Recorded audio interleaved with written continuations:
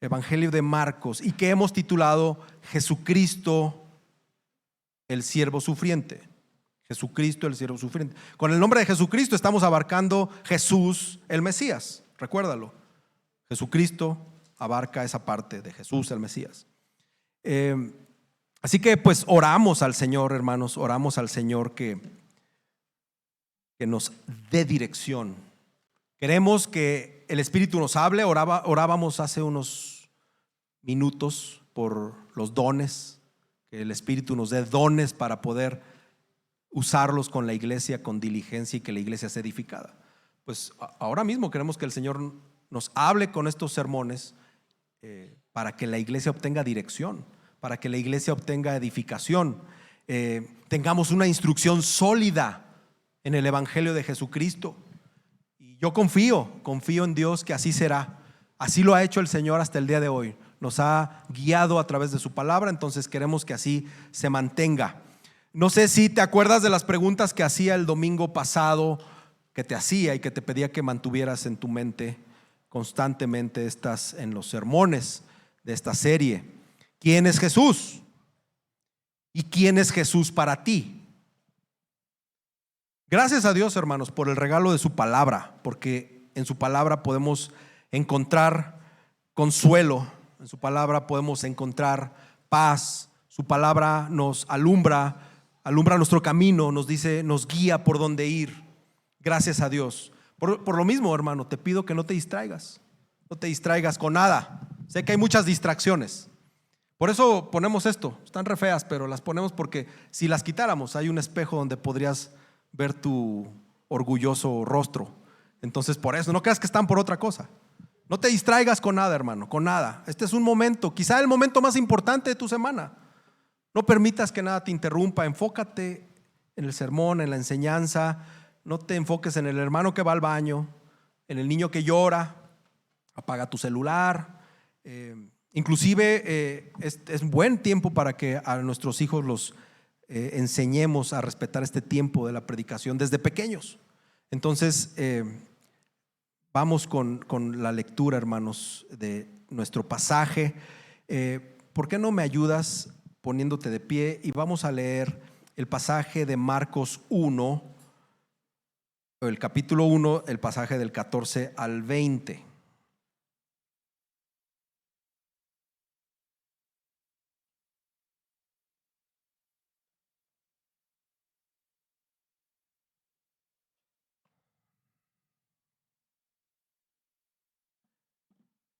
Marcos 1, del 14 al 20.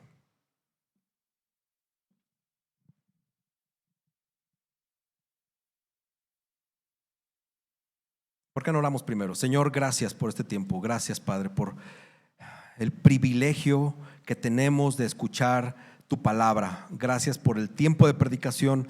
Gracias, Señor, porque tenemos esta oportunidad, Señor, de estar sentados cómodamente en este sitio, Señor, en paz, en libertad y solamente escuchando tu palabra.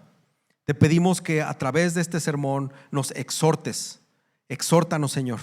Ayúdanos a cambiar pues todos estos vicios que traemos, a que reconozcamos nuestros pecados y te rogamos, Espíritu Santo, que hables a nuestro corazón y que transformes nuestro corazón. Gracias, Señor, por la bondad que muestras, por la gracia que muestras en darnos tu palabra. Te pedimos esto, Señor, en el nombre maravilloso de Cristo Jesús, tu Hijo amado. Amén. Marcos 1, 14 al 20.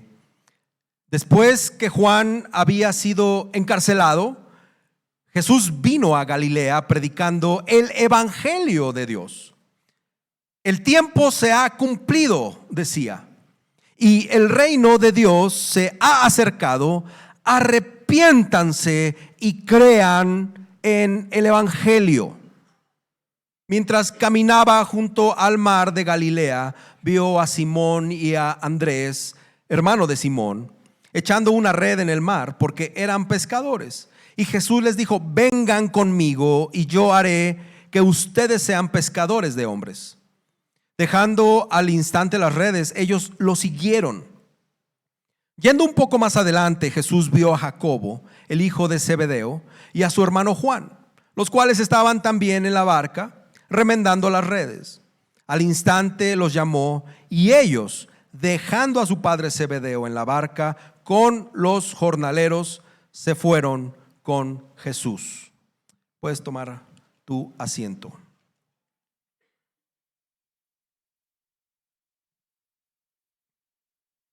Titulé este sermón: El reino de Dios llegó, arrepiéntete y cree.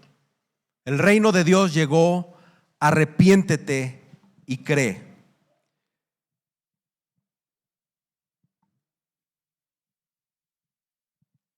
En varios de los empleos que tuve a lo largo de 25 años que estuve trabajando, tanto en iniciativa privada como en negocio, la verdad es que viví, creo que de todo.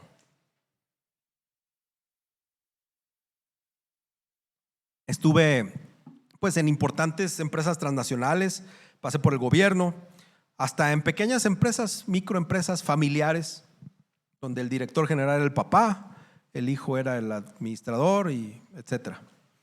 Y creo que en la mayoría de ellas me gustó trabajar ahí. Hubo otras que no, pero en la mayoría disfruté. Y como más o menos como 20 años atrás, estaba pensando en la edad de mi hijo, que es más o menos cuando pasó esto. Yo quise poner una empresa.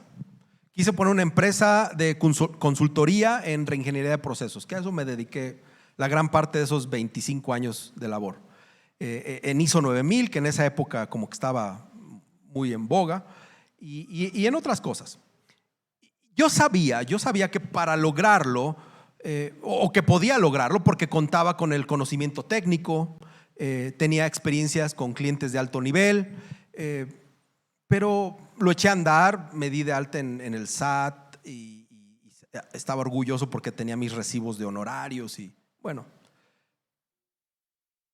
Pasaron, no sé si 2, 3 meses, y después de solo tener un cliente, tuve que cerrar mi proyecto. La verdad es que lo cerré porque ninguno de mis conocidos que creo que yo podía meter a mi empresa, pues jaló conmigo. Nadie jaló, o sea, todos me decían, pues que te vaya bien.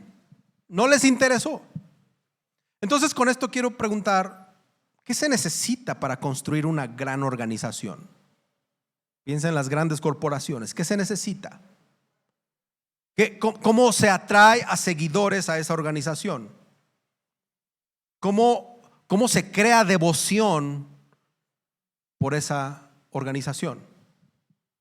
¿Cómo se inspira compromiso a esa organización de por vida? Hay quienes se ponen la camiseta de la empresa y los domingos vienen a la iglesia con su playera de Banamex porque trabajan en Banamex o Rotoplas, no sé, por ahí me han dicho. ¿Cómo se genera ese compromiso de por vida? Y creo que hay 3 cosas que podrían ser absolutamente esenciales para que esto suceda. Hay que tener una visión convincente. Debe de haber una visión que convenza a los demás. Y mis hermanos de recursos humanos ya están. Debes de tener algunas personas buenas en lo que vas a hacer, que van a formar la base necesaria de lo que tú quieres lograr. Y además necesitas un líder, un gran líder. Quiero decirte que Dios reúne, obviamente, muchos más elementos, pero reúne estos 3 elementos esenciales para la construcción de su reino. Él tiene una visión convincente. Y yo haré de ustedes pescadores de hombres. Como si Dios dijera, mira, vas a participar en la construcción de mi reino, en el reino de Dios. Imagínate que Dios te contrate así, escuches la voz de Dios y te diga, vas a ser mío y además vas a participar en la construcción de mi reino. ¿Te imaginas? No te lo imaginas, hermano, lea la Biblia, ahí dice, ya te lo está diciendo. Algunas personas buenas, claro que Dios reunió personas buenas. Jesús reunió personas buenas, Pedro, Andrés, Santiago, Juan. Dios mismo tiene a su gran líder, a su Hijo Jesucristo, el Hijo de Dios. Ahí están los puntos. Hermanos, nosotros al vivir como conciudadanos del reino de Dios, tenemos que estar aferrados a esta visión, a esta verdad. Mira, lo primero es proclamar un mensaje correcto. Ve lo que dice Marcos 1, del 14 al 15. Lo repito. Después que Juan había sido encarcelado, Jesús vino a Galilea, no a cotorrear, vino a predicar. Y no cualquier cosa. Vino a predicar el evangelio de Dios. El tiempo se ha cumplido. Ese era el mensaje, decía. Y el reino de Dios se ha acercado. La noticia, el tiempo, la noticia y la acción. Arrepiéntanse y crean en el evangelio.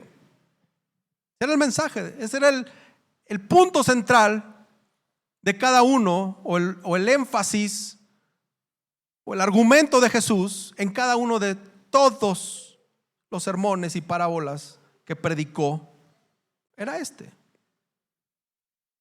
Entonces Jesús llama a sus seguidores a pescar personas, y obviamente pues no era con ofrecerles una torta, no era con ofrecerles prestaciones, no había un buen anzuelo o una buena red para convencer a una persona nada más por tu linda cara.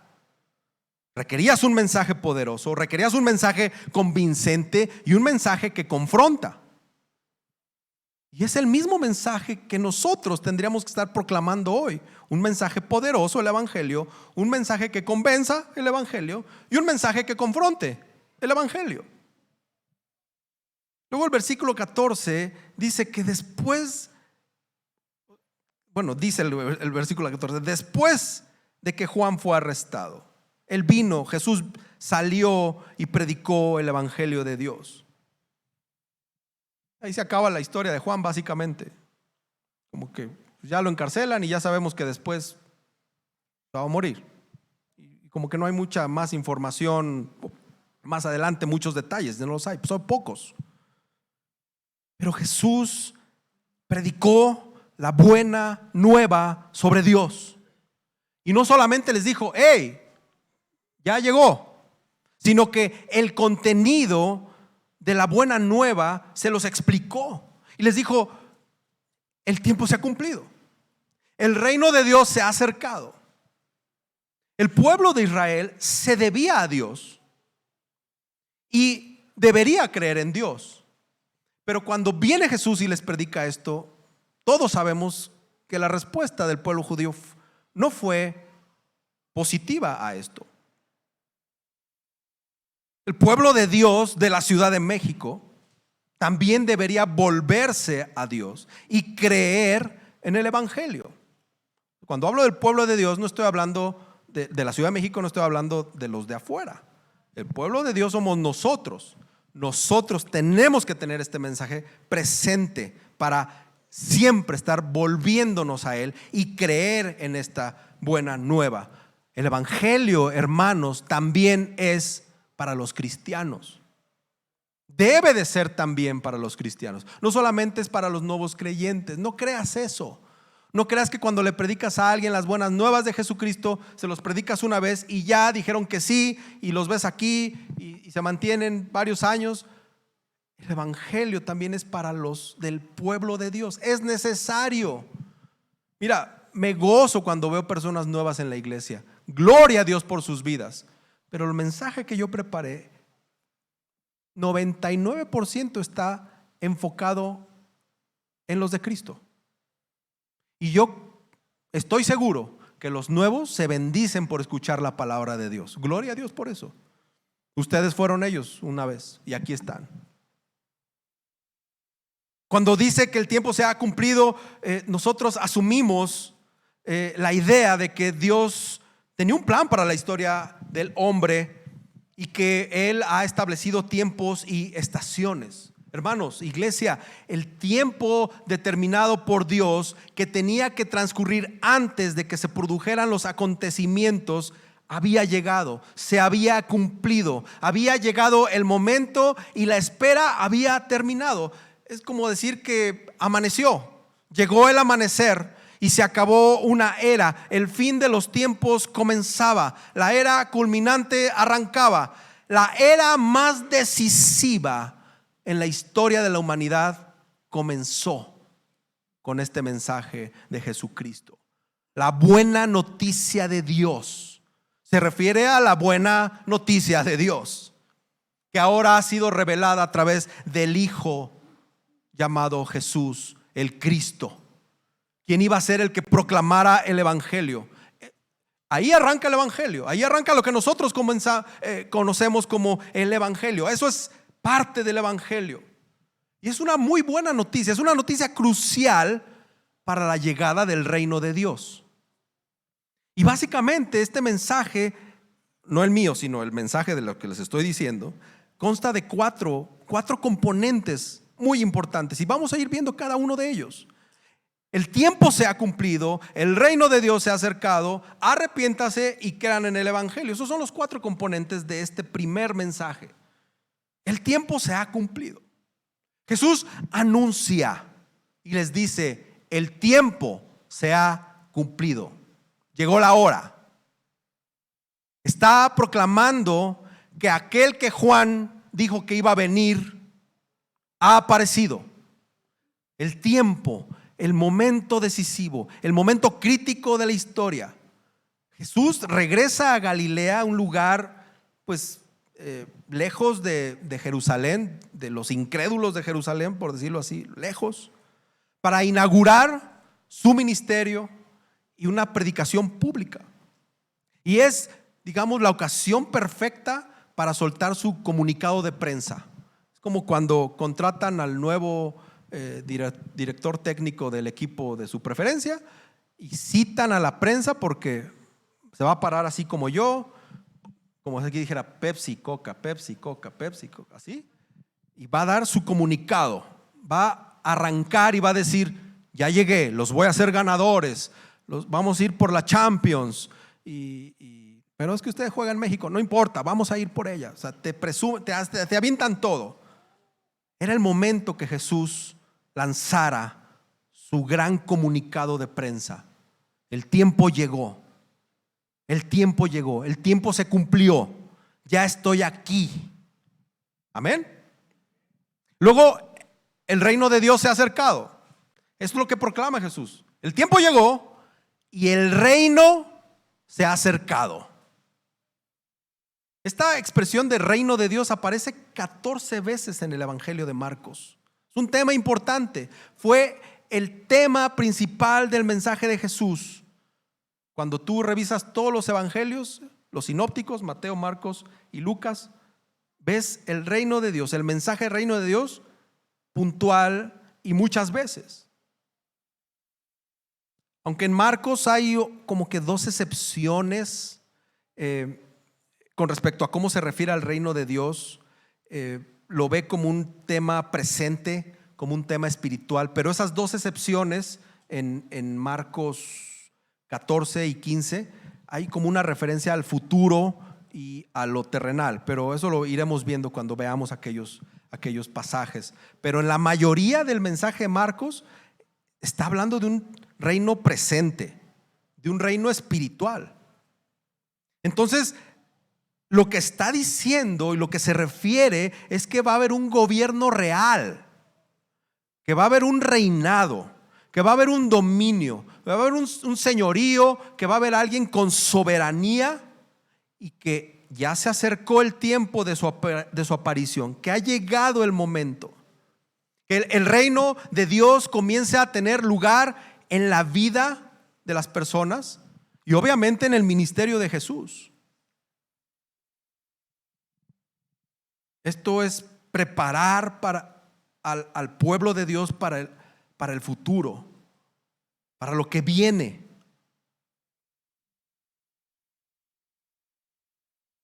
Jesús enseñó, hermanos, tanto la dimensión de lo presente como la dimensión futura acerca de su reino. Está hablando de las dos cosas. Digamos que con esto Jesús inaugura el reino a través de su vida, de su muerte, de la pasión, y a la vez proclama el futuro. Es como todos conocemos esta frase del ya y del todavía no. Ya inició, ya vino Jesús, ya estamos en los últimos tiempos, pero todavía no regresa. Este es el tiempo en el que estamos ahora, y Jesús vino a inaugurar ese tiempo. Jesús vino a inaugurar el fin de los tiempos. Como dice la Biblia en referencia, el último siglo, no se refiere a uno literal, sino el último tiempo. Es lo que vino a inaugurar Jesús. Y mira, es importante hacer esta aclaración, esta notita. Cuando tú lees Marcos, cuando leemos el Evangelio de Marcos, tenemos que entender la diferencia. Lo mencioné un poquito, la vez pasada, pero quiero otra vez mencionarlo. Tenemos que entender la diferencia que hay entre los que leyeron originalmente esto o lo escucharon, porque algunos comentaristas aseguran que este era un evangelio para declamarlo, para declararlo, y que otros lo escucharan, no solamente por la ignorancia que había en el tiempo, que no muchos sabían leer, pero que está hecho para eso, más que para leerlo. Entonces tenemos que entender la diferencia de aquellos lectores o aquellos escuchas de la época de Marcos, que lo que saben, lo único que saben es lo que está pasando aquí. Ellos, a diferencia de nosotros, que ya sabemos que Jesús es el Cristo, el Hijo de Dios, y que conocemos el resto del canon, tenemos que ubicarnos que a los personajes que aparecen aquí no se les ha revelado la verdad.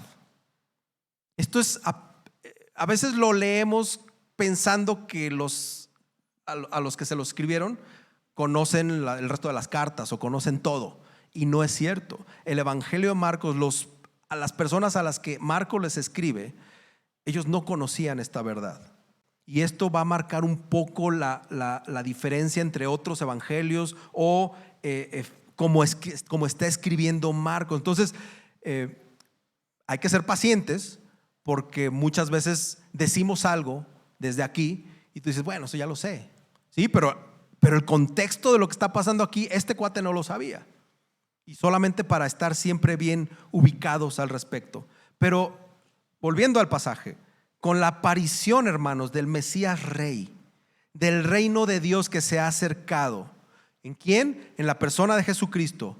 Hoy nos encontramos frente al reino de Dios. Ya estamos. El reino de Dios, Jesús lo vino a inaugurar. ¿Cuál es la respuesta tuya ante esto? ¿Cuál es la respuesta ante tú estar paradito, consciente y decir, el reino de Dios llegó? Jesús inauguró el reino. ¿Y qué significa eso para mí? ¿Con qué se come? ¿Qué hago? ¿Me río? ¿Me alegro? ¿Lloro? ¿Actúo? ¿Qué tengo que hacer? Pues bueno, Jesús nos pone la respuesta bien facilita. Y lo primero que hay que hacer es arrepentirse. Arrepentirse. Todo aquel que se enfrenta al reino de Dios debe arrepentirse. Es decir, debe modificar su opinión hacia un cambio de comportamiento. Un cambio de comportamiento. Es una decisión tanto racional como un acto voluntario, donde está implicando apartarse, retirarse, alejarse del pecado y volverse al Salvador. Estamos en el lado del pecado, ejecutando el pecado, practicando el pecado, y con este mensaje yo me tengo que arrepentir y yo tengo que dejar esto, darle la espalda y voltearme al Salvador. Eso es lo primero que hay que hacer cuando somos conscientes de que estamos en el reino de Dios. Es el llamado que leemos en la predicación de Juan el Bautista. Es el llamado que leemos en lo que dice Jesús. Es el llamado que leemos en lo que dice Pedro. Es el llamado a arrepentirse. Esto es el corazón, es el alma de la respuesta al evangelio, de la respuesta a estar conscientes que Cristo va a volver. Cuando somos conscientes de eso, tenemos que en automático pensar en arrepentirte, en decir, como dije la vez pasada, ya llegó el tiempo de que te pongas a cuentas con Dios. Ya llegó. Ya no puedes seguir nadando de pechito. Ya no puedes agarrar la mascota de tu pecado y sacarlo del cajón del buró y jugar con él. Es tiempo de arrepentirse. Este es el viejo sermón de todos los testigos de Dios que han predicado al respecto. Y desde los inicios del mundo, desde Noé, está predicando el arrepentimiento. Cree y arrepiéntete. Pablo, ¿qué le dice a los ancianos de Éfeso? Que cuando se va por última vez, les está diciendo, con respecto al arrepentimiento para con Dios y de la fe en nuestro Señor Jesucristo, busquen el arrepentimiento. Es una enseñanza que Pablo les da a ellos. Hermanos, arrepentimiento y fe son las piedras fundamentales del mensaje de Cristo. El arrepentimiento y la fe deben de ser siempre los temas principales de toda enseñanza de un pastor. Tú vas a una iglesia y buscas un pastor no para que te cuente chistes o para que te diga, oye, échale ganas y saca el campeón que llevas dentro. Tú lo que necesitas es que te digan la verdad, que estás pecando y que te necesitas arrepentir, que necesitas tener fe, que te hinques delante de Cristo, que te arrepientas, que busques el conocimiento a través de la Biblia, que busques la guía del Espíritu Santo, que no vas a poder en tus fuerzas, que necesitas el Espíritu Santo para que te empodere, te capacite y cambies, y que clames y que ruegues por eso. Es lo que tú buscas, que alguien te diga eso. Esto, hermanos, es sorprendente. Debería de sorprendernos si tú consideras tu naturaleza humana. Esto debería de impactar, porque todos nosotros hemos nacido por la naturaleza en pecado, siendo hijos de ira. Y por lo mismo todos tenemos que arrepentirnos. Todos tenemos que convertirnos y nacer de nuevo. ¿Para qué? Para poder ver el reino de Dios. Y sabemos que esto es obra del Espíritu Santo. Pero hoy tú ya eres consciente. Hoy tú ya se te ha predicado muchas veces, y esta responsabilidad ahorita depende de ti, porque Dios te hace responsable de la respuesta. Todos por naturaleza somos culpables y estamos condenados ante los ojos de Dios. ¿Qué tenemos que hacer? Todos deberíamos correr hacia la esperanza que nos ofrece el Evangelio. Y entonces creer para poder ser llamados salvos, poder ser llamados hijos de Dios, poder ser llamados coherederos junto con Cristo. Y todos nosotros, una vez arrepentidos, debemos diariamente fomentar un arrepentimiento más profundo todavía, buscando la santidad, caminando en santidad, buscando parecernos a aquel que nos perdonó.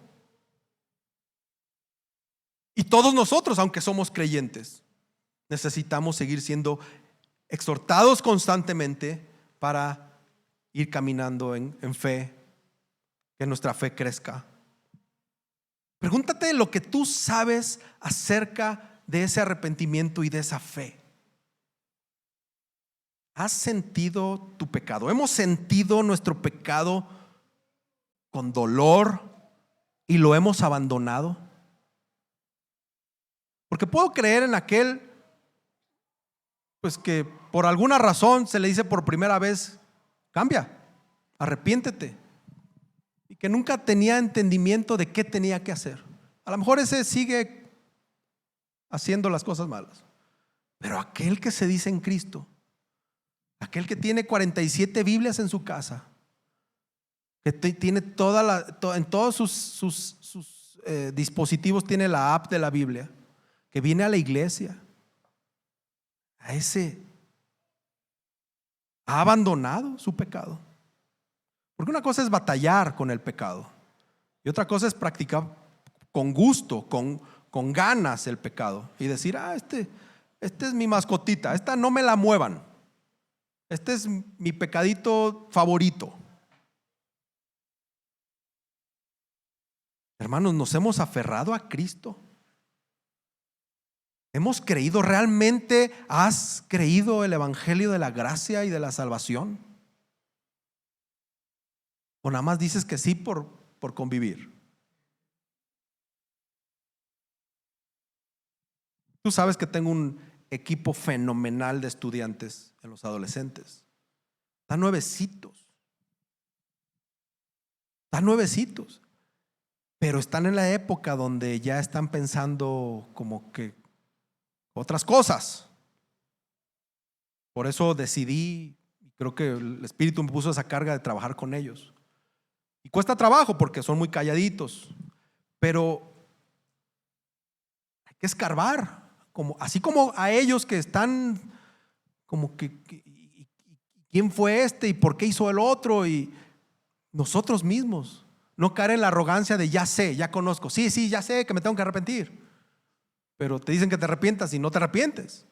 Te dicen que dejes de pecar y pues sigues pecando porque se siente bien rico pecar. Nos gusta pecar. Queremos tener gozo y deleite en el pecado momentáneo. La satisfacción y el placer que da el pecado momentáneo nos gusta. Ya después no nos gusta tanto, pero tenemos un arrepentimiento no del todo real. Mira, tú puedes llegar al cielo sin grandes conocimientos teológicos, sin riquezas, sin salud, sin reconocimientos, pero nunca vas a alcanzar el cielo si tú te mueres sin arrepentirte y sin creer. Necesitamos un nuevo corazón, necesitamos una fe viva, un nuevo corazón y una fe viva en Cristo, en el Redentor. Ahí es donde comienza todo cristianismo genuino. Ahí empieza. Y no tenemos que descansar hasta conocer este verdadero nuevo corazón, hasta conocer esta verdadera nueva fe viva, experimentarla y apropiarte de ella. Solo así un cristiano puede decirse genuino. Ir y conquistar esta parte. La fe viva, un nuevo corazón, estar consciente de lo que ya te hizo. Decimos, es que soy hecha nueva criatura. Y hasta cantas un canto que andaba por ahí. Ahí realmente entiendes lo que significa ser hecho nueva criatura y que las cosas viejas pasaron y te la sigues cantando. ¿Entiendes lo que estás diciendo? Pertenecer a una iglesia o tener la absolución sacerdotal de otra iglesia no salva a nadie. Solo mueren en el Señor aquellos que se arrepienten y creen. Nos vamos a morir, pero solo unos mueren en el Señor. Solo unos. Y la otra respuesta de Jesús es: cree en el evangelio. Ya te arrepentiste, ahora cree en el evangelio.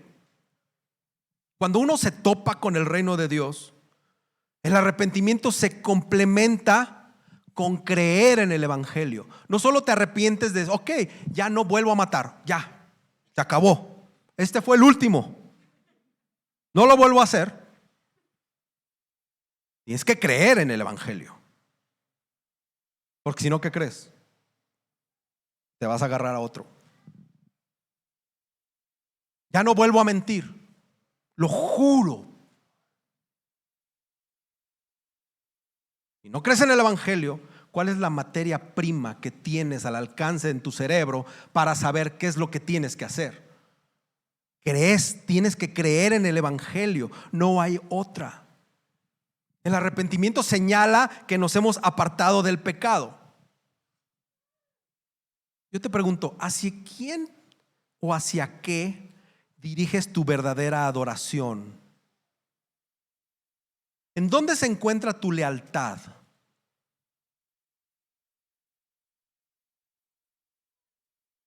¿En las obras de la carne o en el fruto del Espíritu?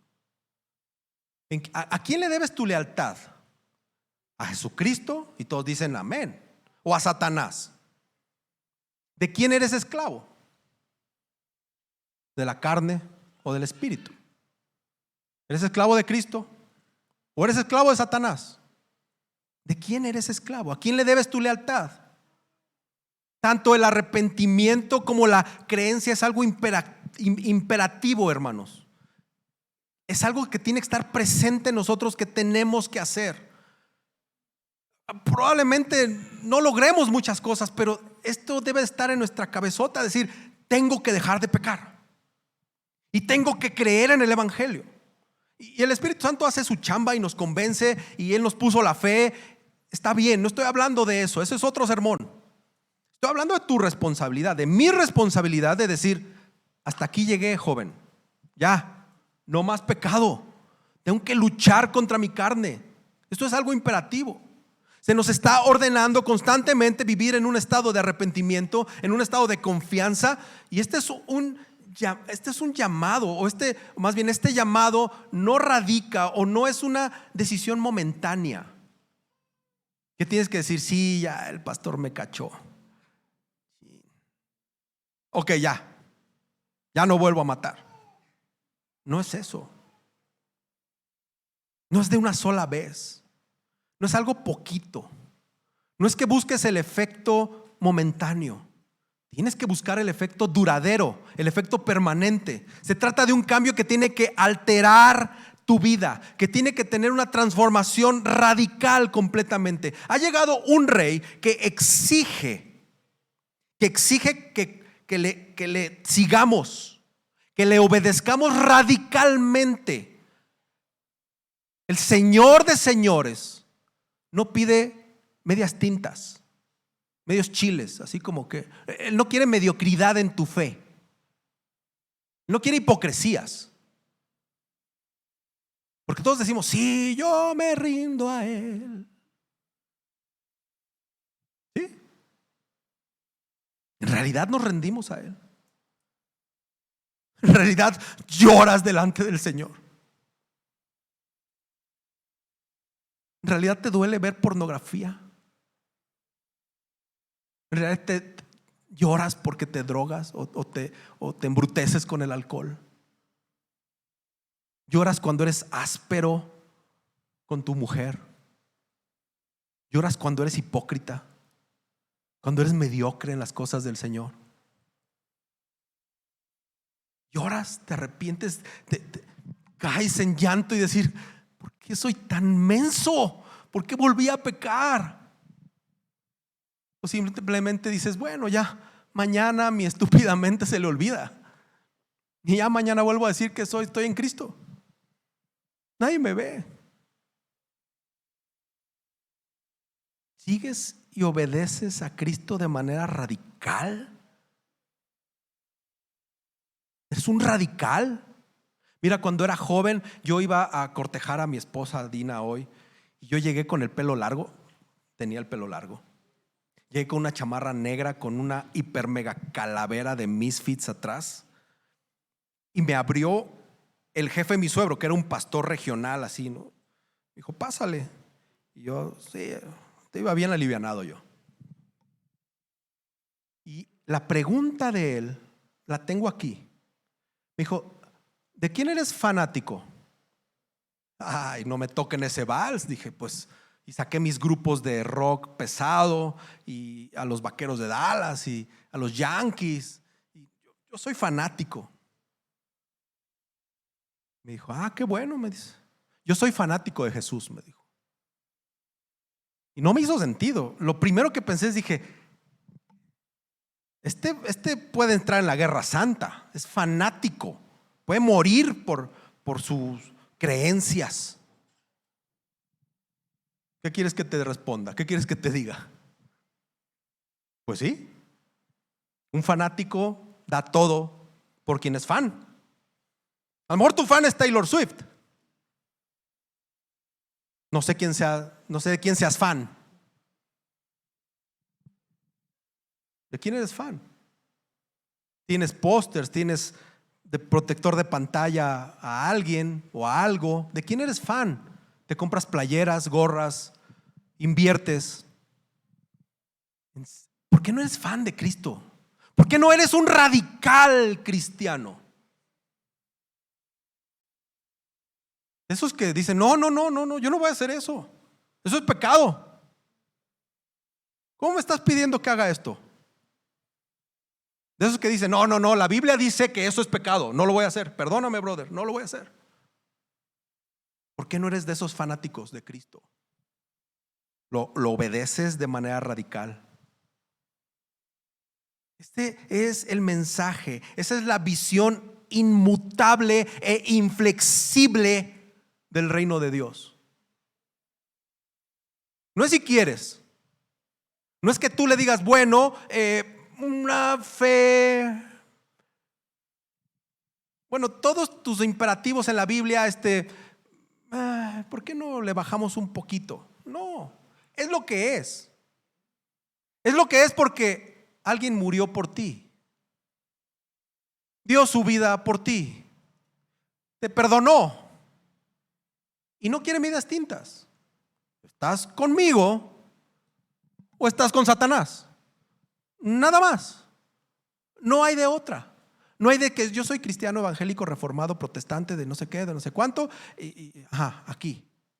No, ¿estás con Cristo o no estás con Cristo? Así de sencillo.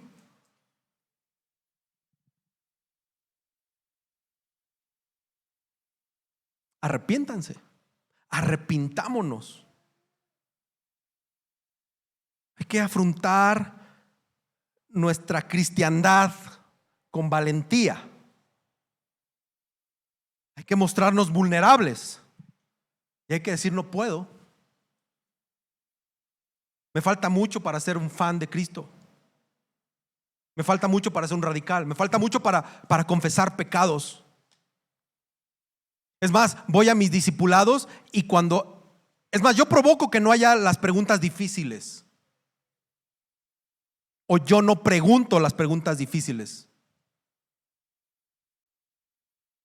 ¿Por qué no?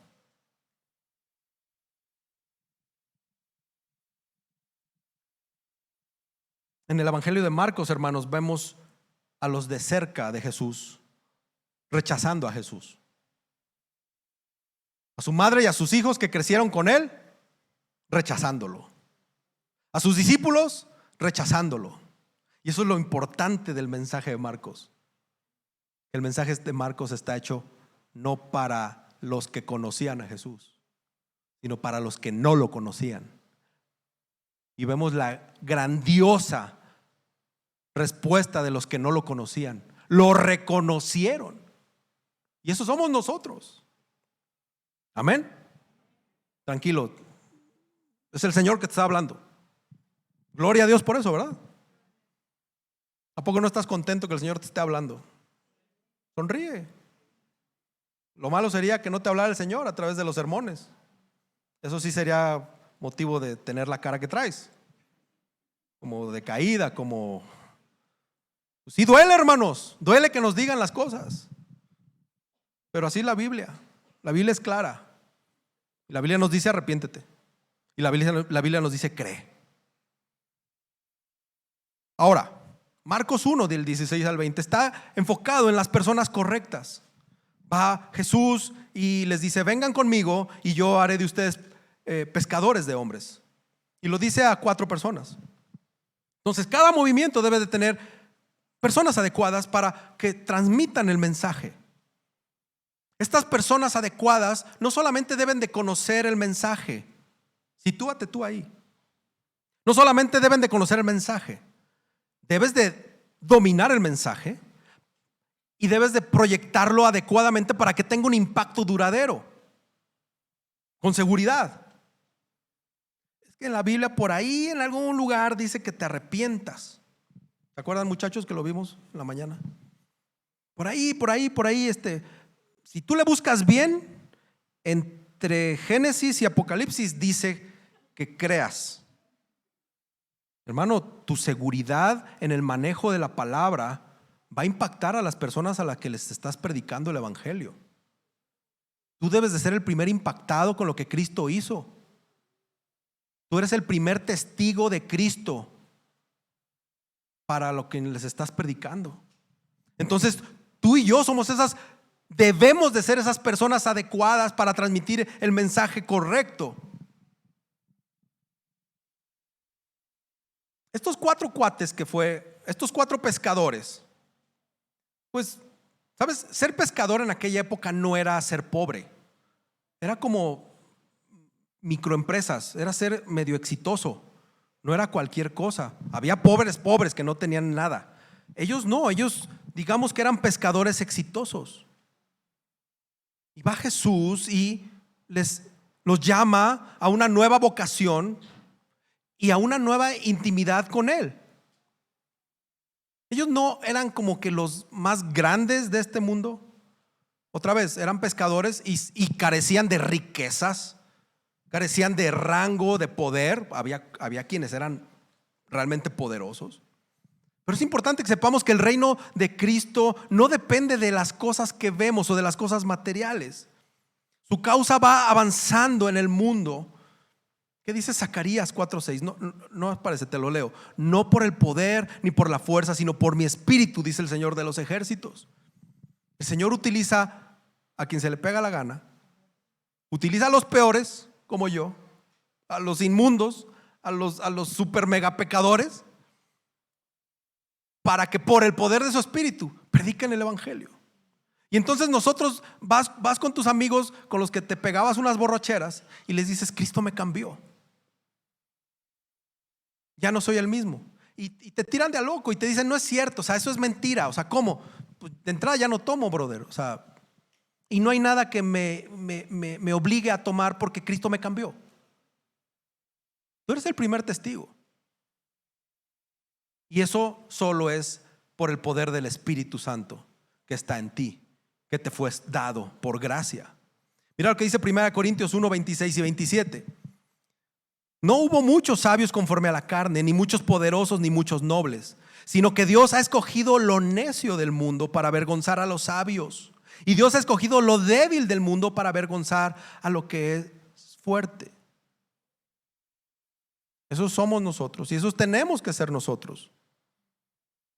No hay aquí ningún presidente, no hay aquí ningún premio Nobel de la Paz o de lo que sea, un premio Nobel. Vemos gente del piso, comunes. No digo la otra palabra, pero comunes. Somos empleados, somos comunes. Y no puedes decir: gloria a Dios que el Señor se fijó en este común. ¿Quién eres tú? ¿Quién soy yo para aportar este gran mensaje? ¿Quiénes somos? ¿No estás tú dentro de los viles? ¿No estás tú dentro de los que si un sabio viene se avergonzaría a ti y decir: ¿ese me va a decir lo que es la vida eterna? Gloria a Dios que sí.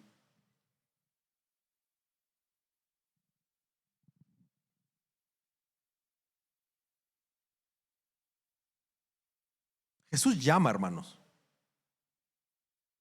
El versículo 17 es claro, es nítido. Vengan conmigo, yo haré que ustedes sean pescadores de hombres. Un llamado único al discipulado.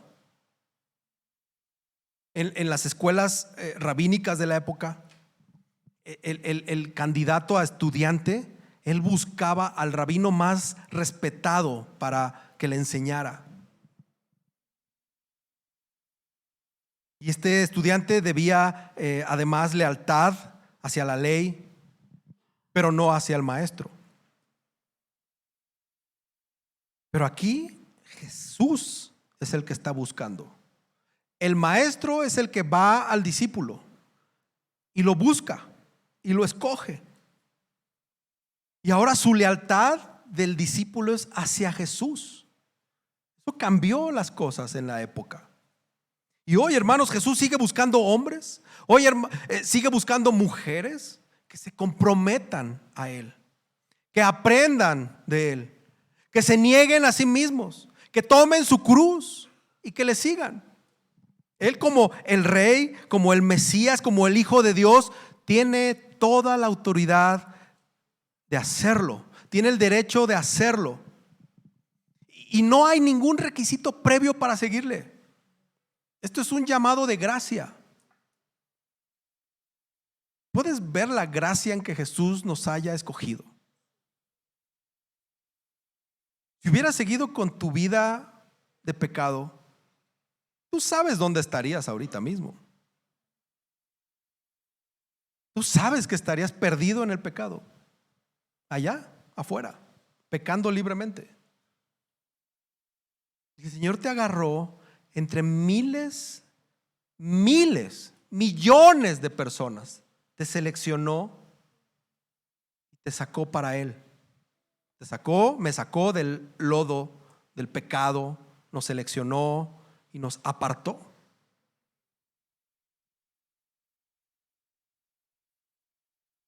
Y Jesús no le dice a los apóstoles: oigan, ustedes tienen que mejorar su carácter moral, muchachos, porque pues si no, no van a poder seguirme.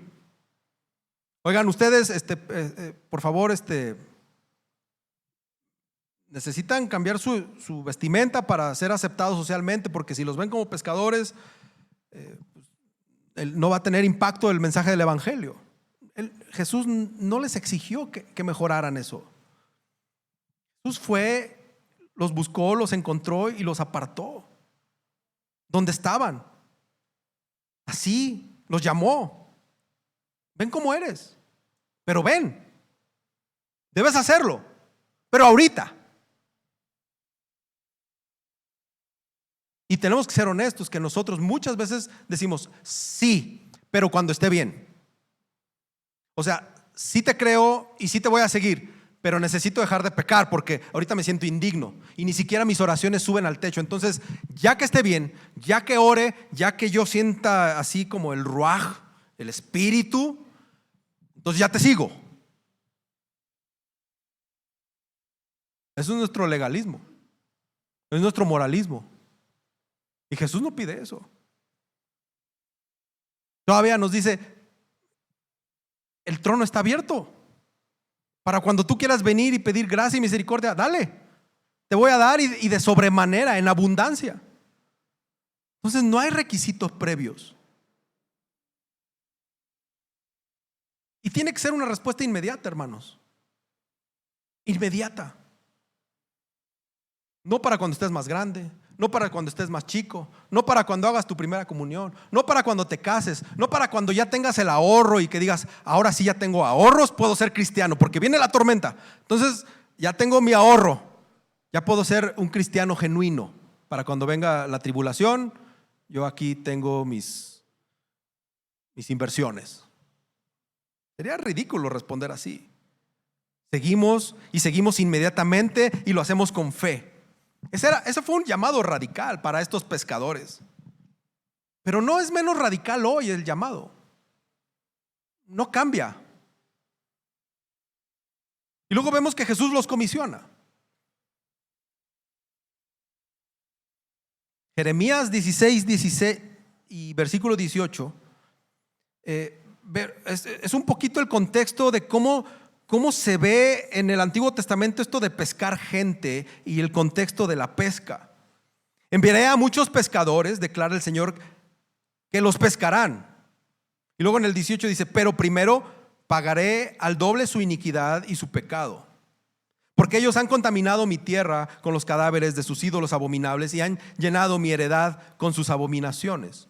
Y luego vemos en Amós 4:2: el Señor Dios ha jurado por su santidad. Vendrán días sobre ustedes en que los llevarán con garfios, se las llevarán con garfios, y a su remanente con anzuelos.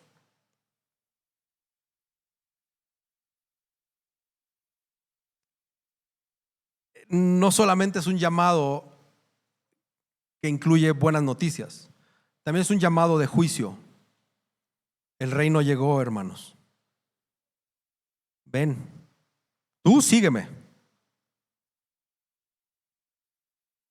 A uno, a varios, tú. Pero hay otros a los que no se les dice eso.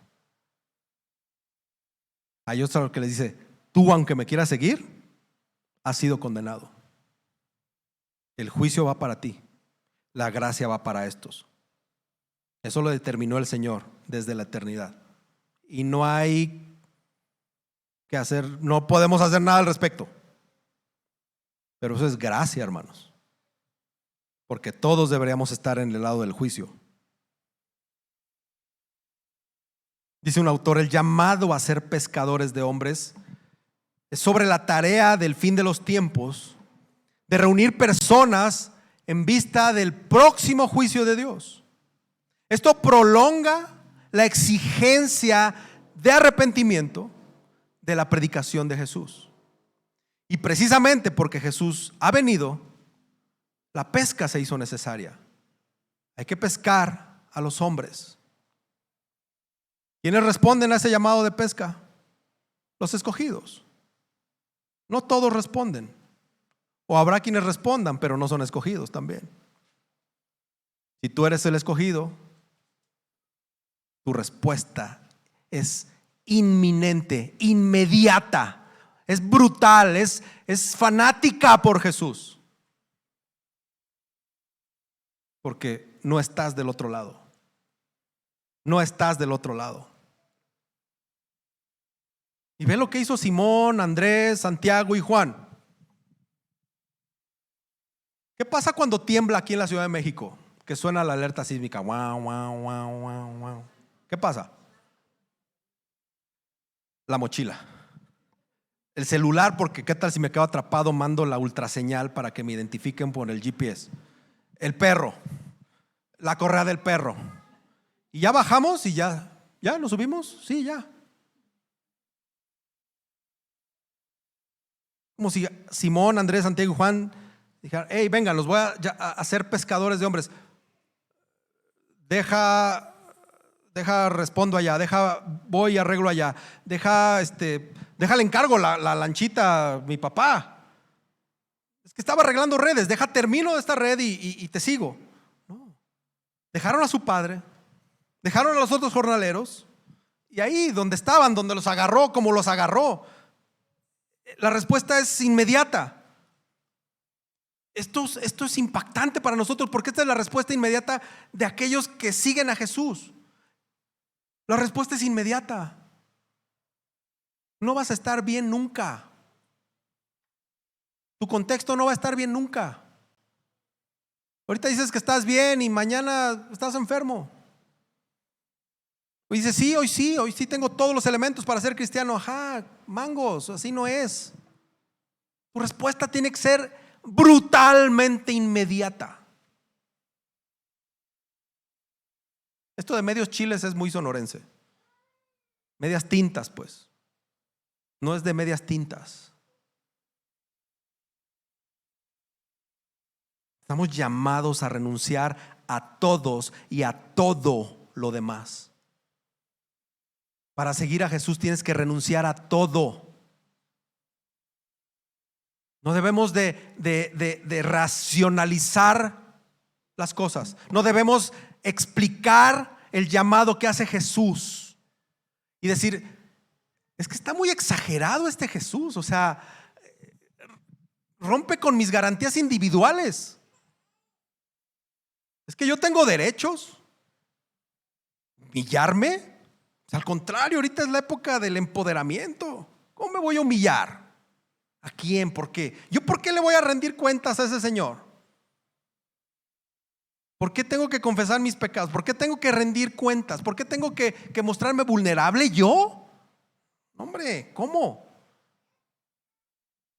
Empezamos a decir que el llamado de Jesús es exagerado. Que le baje tantito, 2 rayitas, Jesús, porque ahorita no estoy al 100.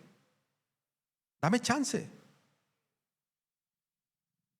Ve lo que dice Mateo 10.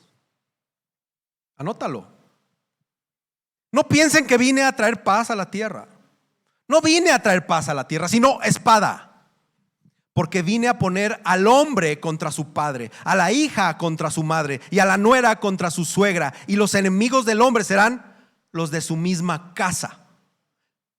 El que ama al padre o a la madre más que a mí, dice Jesús, no es digno de mí. Y el que ama al hijo o a la hija más que a mí, no es digno de mí. Vayan sacando sus ídolos, hermanos. Sus hijos, mis hijos, sus esposas ídolas, sus esposos con esos cuerpos esculturales que idolatran ustedes, mujeres. ¿Ya viste lo que dice este pasaje? ¿Cuántas cosas no ponemos por encima de Jesús? Es que Dios me dio a esta mujer del Señor y ya la pusiste en un pedestal ahí. Soy bíblico, la trato como vaso frágil. Jesús te dice, pues hasta la que yo te di no está por encima de mí. Ese querubín que te di no está por encima de mí. Y no solo eso, vas a tener broncas. Yo vine a traer esa división por el evangelio. El evangelio divide, hermanos. El evangelio divide. Marcos 3, 33 al 35 dice: ¿quiénes son mi madre y mis hermanos?, les dijo Jesús. Y mirando a los que estaban sentados en círculo alrededor de él, dijo: aquí están mi madre y mis hermanos. Porque cualquiera que hace la voluntad de Dios, ese es mi hermano y hermana y madre. ¿Haces la voluntad de Dios para ser considerado hermano de Jesús? Lucas 14, 26. Si alguien viene a mí y no aborrece, paréntesis, sacrificar o renunciar. Si alguien viene a mí y no renuncia, o si alguien viene a mí y no sacrifica a su padre y madre y mujer e hijos, a sus hermanos y hermanas y aún hasta su propia vida, no puede ser mi discípulo. Jesús va con todo, todas las canicas, todo. No medias tintas, hermanos. Y la respuesta tiene que ser inmediata, contundente, y decir: sí, yo estoy del lado de Cristo. Eso es fácil. Eso es bien fácil. Pero cuando te quitan al hijo, dices: ¿y si me pongo tantito de este lado para tener a mi hijo? Y cuando te quitan la salud, también dices: soy de Cristo. Cuando te quitan la economía, eres de Cristo. Cuando no te cumplen tus caprichos, Señor, yo quiero casarme. Pues sí, pero no ahorita o no nunca. Eres de Cristo. Tu respuesta es contundente, radical a Cristo. Hermanos, el llamado a seguir a Jesús es incondicional y es clarito. Es como si Él, no sé a cuántos aquí en las empresas les han puesto a firmar una hoja en blanco con su renuncia, que firman renuncias en blanco, ¿sí? Ahí hay uno, yo también, acá hay otro y por aquí hay más. Es como si Jesús dijera: a ver, sácate una hojita y ponle, fírmale al pie, y yo voy a poner los detalles de qué es seguirme a mí. No tú, no son tus condiciones. Tú nomás vas a firmar, pero yo te voy a dar las condiciones. Y esas son las condiciones, hermano. Son brutales para nuestra carne. Son duras. Dejar a la madre, al padre, a los hijos.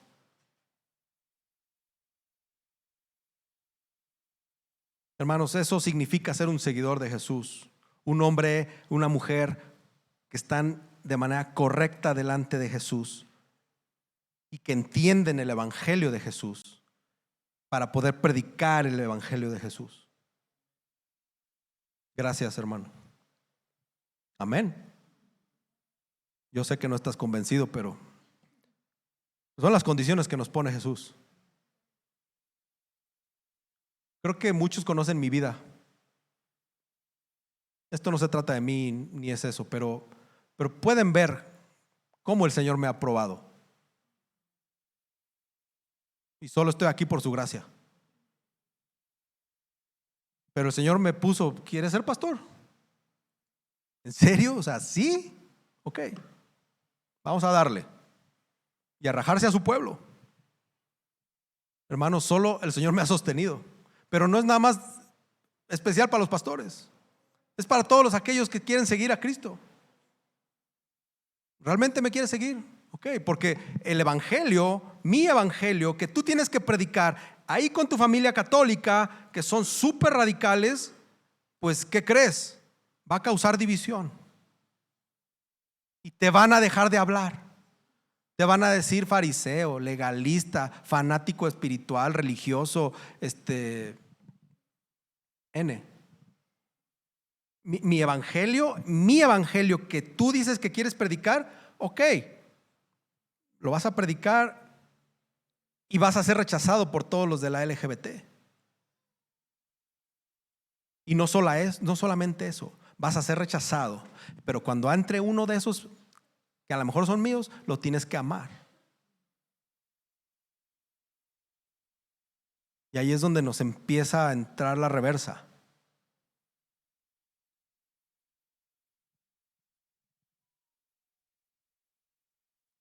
Traía un mensaje corto.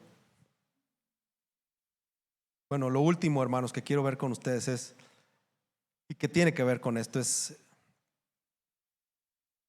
que hay que seguir al maestro correcto.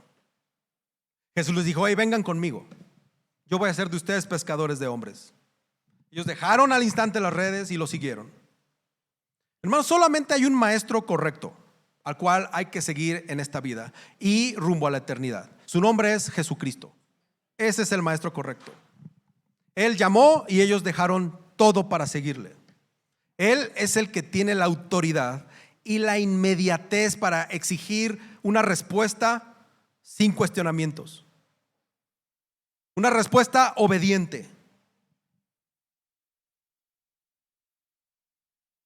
¿Quién es ese Jesús? ¿Quién es ese por el que te vas a pelear con tu familia católica?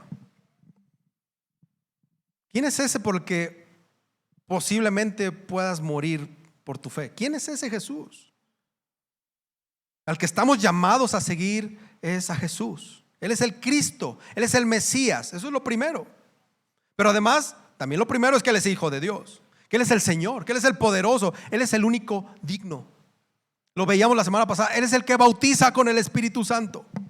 Él es el ungido por el Espíritu. Es el Hijo amado. Es el que complace a Dios. Y es el que trae el reino de Dios. No me lo inventé, solamente estoy releyendo Marcos 1. Es lo que vimos la semana pasada. Ese es el Cristo al que seguimos. Ese es el que nos está haciendo un llamado radical a un discipulado radical. Porque Él es un maestro asombroso. Él no se equivoca. Él no te enseña cosas con doble intencionalidad. Uno tiene toda la autoridad. Él es el santo de Dios. Él es el que es capaz de echar fuera demonios, sanar enfermos, inclusive limpiar leprosos. Ya lo veremos. Pero hermanos, solo es el capítulo 1 y ve todas las descripciones que tenemos de nuestro maestro a quien hay que seguir. Hermanos, el reino de Dios se acercó. El reino de Dios está aquí y todo ha cambiado. Ya nada va a volver a ser igual. Por mucho que digas, es que yo tengo añoranza por los años 80, ya no van a volver los años 80. Ya se acabaron. Y lo que hay aquí ahorita en la Condesa de los años 80 o en la Roma, ya no son los años 80. Lo mismo pasa. Jesucristo vino a implementar el reino y ya nada va a ser igual. Si te ha llamado, o lo sigues radicalmente o no lo sigues radicalmente. Así de sencillo. Radicales. Radicales. No sé para cuántos de aquí es la hora de la decisión. No sé cuántos años te ha estado hablando el Señor, o cuántos domingos, o no sé cuántas Biblias has leído, pero la decisión es ya. Si tú no has adoptado un discipulado con Jesús radical, ¿qué haces aquí? ¿A qué estás jugando? ¿Al dominguito, a la iglesita, a los hermanitos, a venir al curso y llenar tu manual? hermanos, va muchísimo más allá de eso. Muchísimo más allá de eso. Ahora, ¿cuál es nuestra respuesta a la decisión de ahora? ¿Cuál es tu respuesta? Jesús te está llamando a creer en su evangelio. Y si tú crees en su evangelio, lo tienes que transpirar. Tienes que sudar evangelio. Se te tiene que notar. Tú notas cuando alguien descargó un camión de arena, o de sacos de arena, perdón. Tú notas, ¿verdad? Cuando terminan están así como lampareados, pero traen sudor hasta las plantas de los pies. Se les nota que trabajaron descargando sacos de arena. Así se nos tiene que notar, no en lo sudado, pero sí es un ejemplo que transpiramos evangelio. Lo veíamos en Hechos, ¿te acuerdas? Todos terminamos Hechos y todos salimos de aquí bien orgullosotes. Somos los testigos de Cristo. ¿En serio eres testigo de Cristo? ¿En serio la gente te ve y dice, mira, ahí va un cristiano verdadero? Ese podría ser un Pablo más. Un Bernabé, pues también hay que hacerle caso al hermano Bernabé. Mira, ahí va un Apolos. ¿Sí? Tenemos que creer el evangelio y tenemos que predicarlo constantemente. Y no solo a los demás, hermanos. Esto es contundente. El evangelio primero tenemos que predicárnoslo a nosotros mismos. Tenemos que sudar evangelio para nosotros mismos. Somos pecadores, no podemos negarlo. Y el pecado sabemos que es muchísimo más grande que lo que nosotros pensábamos. A veces estamos anclados a un pecado y estamos imposibilitados. ¿Cómo se predica el evangelio uno mismo? Porque luego no sabemos qué hacer. A la hora de la hora, ¿cómo me predico el evangelio? Hermano, lo primero que tienes que hacer para predicarte el evangelio es reconocer tu pecado. Es pararte en medio de un espejo y reconocer que eres 80 kilos de pecado, o lo que peses. Ay, me hice un favor, 86 kilos de pecado, hermanos. Te tienes que ver enfrente del espejo. Si quieres, quitamos esto para que veas al pecado, el pecador que hay en ti. Pero ya lo conoces, ya no tengo que sacar el espejo. Lo primero que tenemos que hacer es reconocer nuestro pecado y orar al Señor y decirle, Señor, por favor, saca a la luz todas mis concupiscencias, saca mis pecados, sácalo, todas las emociones pecaminosas, todas las actitudes negativas, todas las formas de rebelión que yo tengo de manera flagrante contra ti, Señor. Y empezar a nombrar tus pecados y reconocerlos delante del Señor. No, Señor, cámbiame en este día. Y te paras y te vas. Reconoce, Señor, yo estoy viendo pornografía. Señor, yo estoy haciendo esto. Yo estoy drogándome. Yo estoy maldiciendo. Señor, yo estoy haciendo esto, lo otro, aquello. Lo reconozco y esto te deshonra, Señor. Perdóname. Manténme al margen de ser engañado por mis propios pecados. Ayúdame a no tener esta intención de diluir tu evangelio, tu llamado, la norma de Dios. Ayúdame a no compararme con otros. Pero es que aquel es más pecador. O sea, a ese sí se le nota lo lujurioso.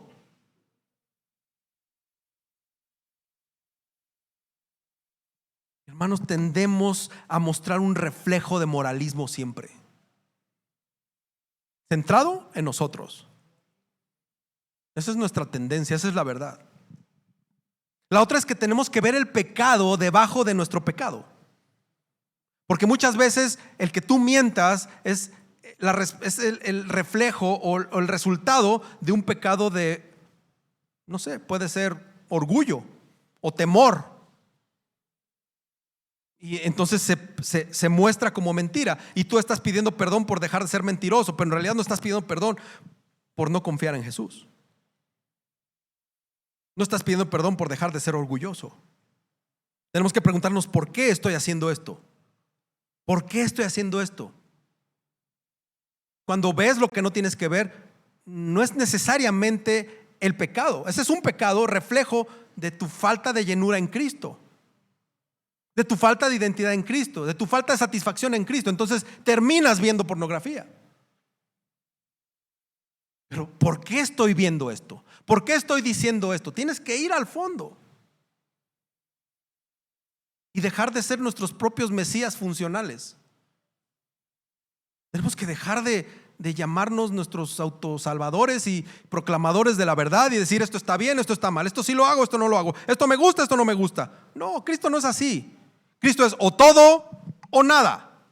Se acabó. O eres santo o eres indigno. Se acabó. El trabajo lo va a hacer Jesús. El Espíritu Santo va a trabajar contigo.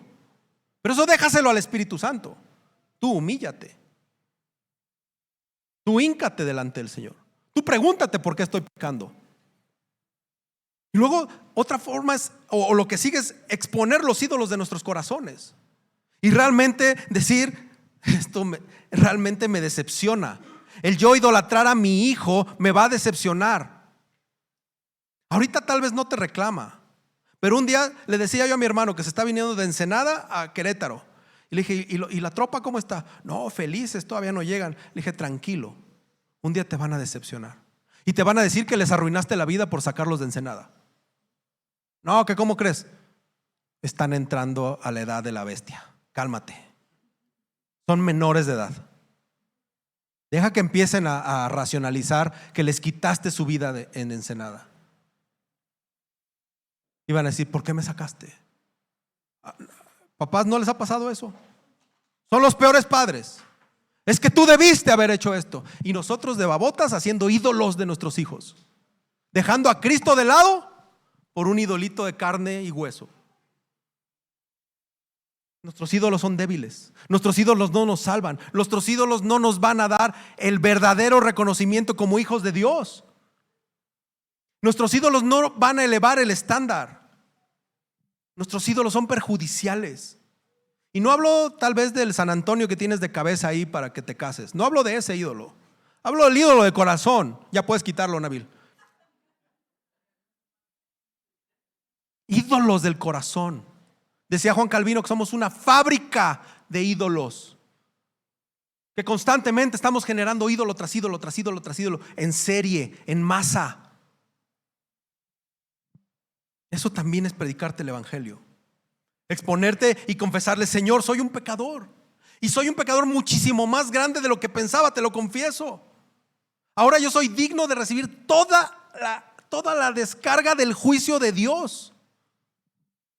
Reconocer delante de Dios que en tus fuerzas no vas a hacer nada, no vas a llegar ni al semáforo. Reconocer que estamos indefensos, que sin Cristo estamos sin esperanzas. Pero hermano, hay uno que puede liberarte de eso. Hay uno que puede rescatarte de eso. Y si te lo presentan, ¿por qué no corres a él? Si te presentan quién te va a liberar de tus ídolos y de tus pecados, ¿por qué no caes de rodillas delante de él? Porque si ahorita llega un millonario y te dice, te voy a dar 15 millones de euros para que resuelvas tu vida, corres tras de él. Le invitas 2 cocas y le dices, ¿a dónde te llevo, chiquito? ¿Qué hago? Ojalá entrara un millonario ahorita para ver cuántos corren. Pásele, señor. ¿Verdad? Si Cristo te está dando la respuesta, si Cristo te está diciendo, solo yo te puedo dar la respuesta. Es más, ya te la di porque yo ya lo hice por ti. ¿Por qué no corremos a él? ¿Qué estamos esperando? ¿A qué estamos jugando? Hermanos, tenemos que predicarnos el evangelio todos los días y considerar el arrepentimiento como un don. No son tus fuerzas, no es tu linda cara ni las oraciones largas que hiciste hincado. Es un don que te dio el Espíritu Santo. No te corresponde a ti, te lo dio el Espíritu Santo. Él fue el que te abrió los ojos espirituales. Él fue el que te dijo, puedes arrepentirte. Puedes decir que me vas a buscar, pero yo lo estoy dando. Es un don. Tenemos que reconocer que no es por nosotros. No podemos intentar dejar de pecar si no le pedimos a Dios que cambie nuestro corazón. No se trata de la fuerza de la voluntad o que hoy te levantes con nuevos chakras. No. Se trata del poder del Espíritu Santo en ti. Nada más. Nada más. Y predicarse el evangelio también es ver a Jesús como tu único Salvador, como tu único y verdadero Salvador. Hermanos, Jesús vivió por cada uno de nosotros. Murió por cada uno de nosotros. Y esto lo tenemos que reflexionar y confesar a Él: Señor, me gusta más mi vida, me gusta más mi cuerpo, me gusta más mi trabajo, me gusta más mi salud. Reconocer que no la armamos. Estamos ciegos, cojos, mudos, sordos, gordos también. Tenemos que reconocerlo. Pero no nos queremos lavar el cerebro con que este mundo nos ofrece cosas mejores, con que los hijos nos ofrecen cosas mejores, con que las parejas nos ofrecen cosas mejores, el trabajo, el dinero, la salud. Es que yo soy fitness. Ajá, y no vas a llegar fitness al cielo. Si no eres salvo por tu cuerpazo, no vas a llegar. Si eres salvo así, gordito, chaparrito, vas a entrar. Pero hermano, nos lavamos el cerebro. Preferimos nuestras rutinas. Que yo me tengo que levantar a las 5 de la mañana, dice el pastor, porque si no me rinde el día. Es mi pecado. Mi rutina es un ídolo. Esa es la verdad. Pero Jesús es el único que puede quitarnos eso. Entonces, hermanos, tenemos que agradecer al Señor porque nos revela nuestros pecados. Y si entras en disciplina por parte del Señor, dile gloria a Dios. Porque el Señor ama a los que disciplina o disciplina a los que ama. Y si el Señor te está ignorando en la disciplina y tú estás corriendo la disciplina, abusado. Puede ser que no seas de Él. O igual te va a llevar a otros lares, a que ahí sientas amar a Dios en tierra de indios. No lo sé. Pero de entrada, ahorita es momento de decir: ah, caray. Finalmente, hermanos, tenemos que abrazar el evangelio como nuestra única motivación de vida. Tenemos que abrazar el evangelio como nuestra única motivación de vidas. ¿Quién dice que Cristo lo cambió? ¿Hay tan poquitos? ¿Quién puede levantar su mano y decir: Cristo me cambió? Ok. El evangelio cambió tu vida. El evangelio te capacitó para servir. El evangelio te capacitó para tener un encuentro con Dios. El evangelio es la única razón de tu vida. No tu novio, no tu novia, no el futuro que te espera con esa persona. No, es el evangelio. Y si tú te enfocas en el evangelio, lo leíamos al principio, si el reino de Dios es prioridad para ti, el Señor te va a dar en su tiempo, en su momento. Relájate, pero busca primero el reino de Dios. Busca primero el evangelio como la única motivación de vida. Deja tus redes. Ahora le dices esto a las personas: ¿por qué no cierras tus redes? ¿Qué? ¿Qué? ¿Dejar mis redes? Eso sí es ser fanático religioso. Deja tus redes. Deja tus ocupaciones. Deja tus malas amistades. Deja aquellas personas que no te llevan a Cristo. Incluso si es familiar. Y vamos y sigamos a Jesús. Su reino ha llegado, hermanos. Y sí, reconozcamos que las demandas son grandes, pero Jesús es un gran rey, hermanos. Y las bendiciones de conocerlo son muchísimo mayores. Y lo que nos espera en gloria es muchísimo mayor, hermanos. Amén. Señor, te damos gracias esta mañana, esta tarde. Y queremos rogarte, Padre, por realmente estar convencidos de seguirte. Es triste, Padre, Es triste, Jesús, que tenemos tantas cosas que nos convencen para no seguirte y que además creemos que son buenas. Y lo único que pasa es que nos alejamos de ti, Padre. Por favor, ayúdanos a abrazar el evangelio de la gracia.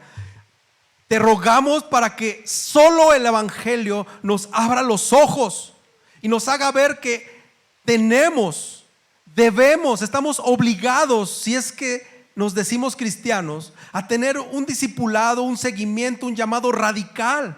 Ayúdanos, Señor, ayúdanos, porque hemos fallado. Hemos sido mediocres, hemos sido hipócritas. Cuando vienen estos pasajes de tu palabra que dicen verdades que nos confrontan, huimos, nos acobardamos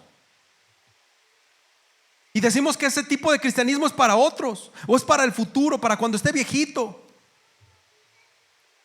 ya que tenga mi vida hecha, ya que mis hijos hayan casado, ya que yo los haya satisfecho y ellos a mí, a mis ídolos. Señor, perdónanos.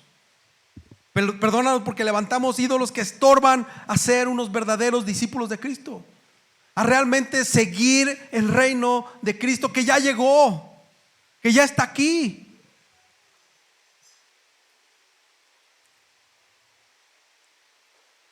Revela nuestro pecado, Señor.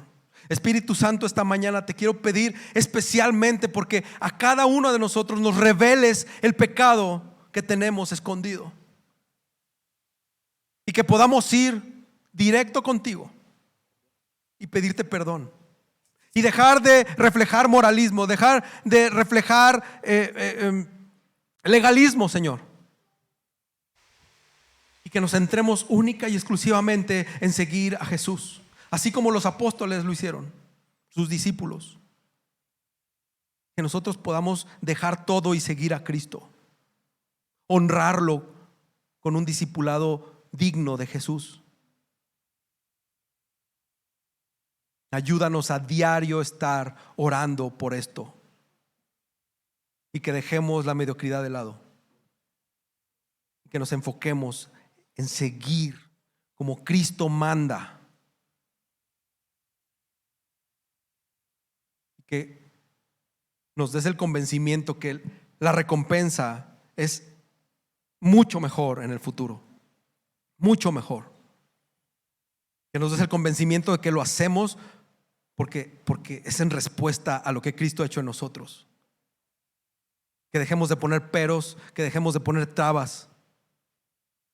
Señor, ayúdanos. No se trata de nosotros ni de nuestras preferencias, se trata de ti y de tu palabra. Gracias, Dios. Gracias, Espíritu Santo. Gracias, Jesús. Y a cada una de las personas que quizá esta mañana, esta tarde no han tenido un discipulado, un seguimiento contigo, un llamado, una respuesta al llamado que tú les has hecho, Señor, atrápalos con tu amor, atrápalos con tu gracia, atrápalos con tu perdón, Señor, y abre sus ojos y hazles ver que tú estarás a su lado y que nada ni nadie los separará de tu amor. Te pedimos esto, Señor, en el nombre de Jesús. Amén.